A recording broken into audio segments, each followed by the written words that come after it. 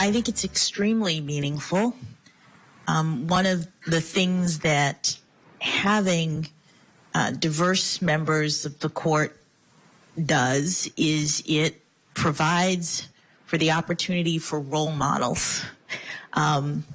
Since I was nominated to this position, I have received so many notes and letters and photos from little girls around the country who tell me that they are so excited for this opportunity and that they have thought about the law in new ways because I am a woman, because I am a Black woman.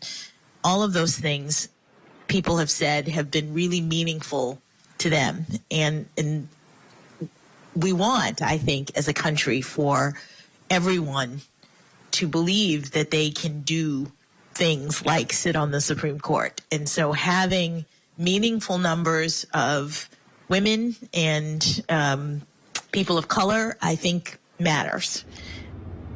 That was Judge Ketanji Brown Jackson speaking about the meaning of court diversity at her confirmation hearings earlier this week. If confirmed, she would be the first Black woman to serve on the Supreme Court. Here's a look at some of her career highlights as a judge and former vice chair of the U.S. Sentencing Commission. Judge Jackson did not have to testify today, this final day of testimony reserved for outside witnesses and experts, including representatives of the American Bar Association, which said she was well qualified to serve on the highest court. I want to bring in congressional correspondent Nathaniel Reed following the hearings all week for us. Nate, good afternoon, and can you recap the day for us? What does it all mean in the greater scheme of things?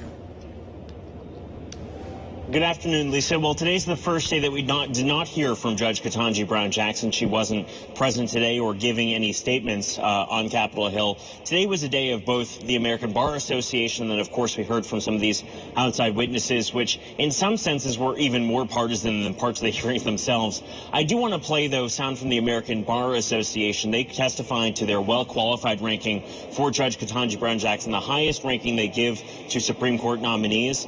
They were asked about her potentially stance as soft on crime, something that Republicans drilled down on during the hearings and said that alleged that she was. This was their response to the allegation that she was soft on crime or soft on these sentences for child pornography offenders.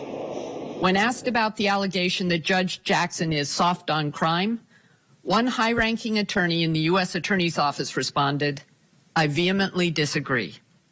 Another prosecutor, who has appeared multiple times before Judge Jackson, responded by saying such an allegation, quote, absolutely was not borne out based on my experience with her. Instead, prosecutors, like the other lawyers we interviewed, praised Judge Jackson as a judge who considers all arguments before coming to a decision. After the American Bar Association, we heard from these outside witnesses. They were partisan. Democrats had their own witnesses, and Republicans had their own witnesses. And this might have been the most nakedly partisan point in these hearings, simply because Judge Jackson herself wasn't actually there to defend her record at any point. A lot of what we gleaned from this kind of relied on the questioning from various senators, and of course, the questioning was pretty partisan in the sense that Republican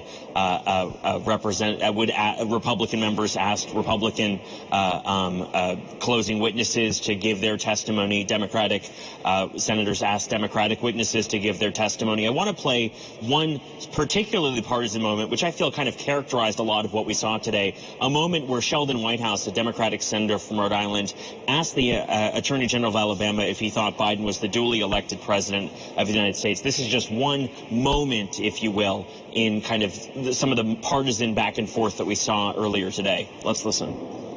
Is Joseph R. Biden of Delaware the duly elected and lawfully serving president of the United States of America? He is the president of this country. Is he the duly elected and lawfully serving president of the United States? He is the president of our country. Are you answering that, omitting the language duly elected and lawfully serving purposefully? I'm answering the question. He is the president of the United States. And you have no view as to whether he was duly elected or is lawfully serving? I'm telling you he's the president of the United States. No further questions. And this was one of just dozens of moments that we saw this morning with a partisan question and answer session. And, you know, in many ways, it devolved, as you saw, into other issues. They weren't even necessarily discussing Judge Jackson directly. There was some talk about sentencing. There was some talk about, of course, the election. January 6th even came up. So in some ways, we learned the least about her nomination during the second half of today's hearings once we brought in these outside witnesses, even though some of them claimed to know her or were from different points in her life or had served with her at various points in her career. So that's really what we gleaned from today. Any questioning of her really wrapped up yesterday, so today was really the kind of cherry on top of the hearings. But at the same time, we didn't learn a whole too much else about Judge Jackson or her judicial philosophy today, beyond what we heard from the American Bar Association this morning. Well, to your point, what are the next steps then? Does the timeline stand to have Judge Jackson confirmed to the court before the end of the current term in June, and Justice Breyer's planned retirement? Are they on schedule for that?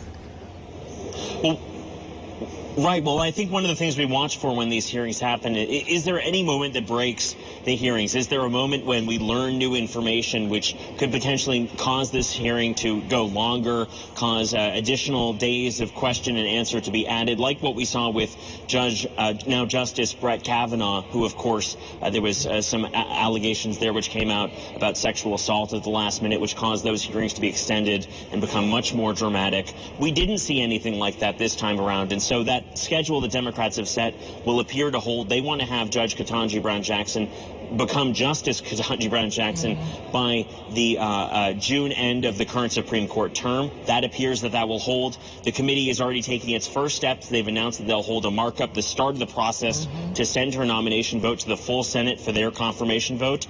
They're going to hold that markup this coming Monday. So it appears the timeline will stand. They're trying to make sure that when Stephen Breyer retires, there is no gap between having 9 justices on the Supreme Court. It appears if their timeline does hold, there will be no gap, and Judge Ketanji Brown Jackson will become Justice Ketanji Brown Jackson in a matter of several weeks. Yeah, timing is everything when it comes to this sort of thing.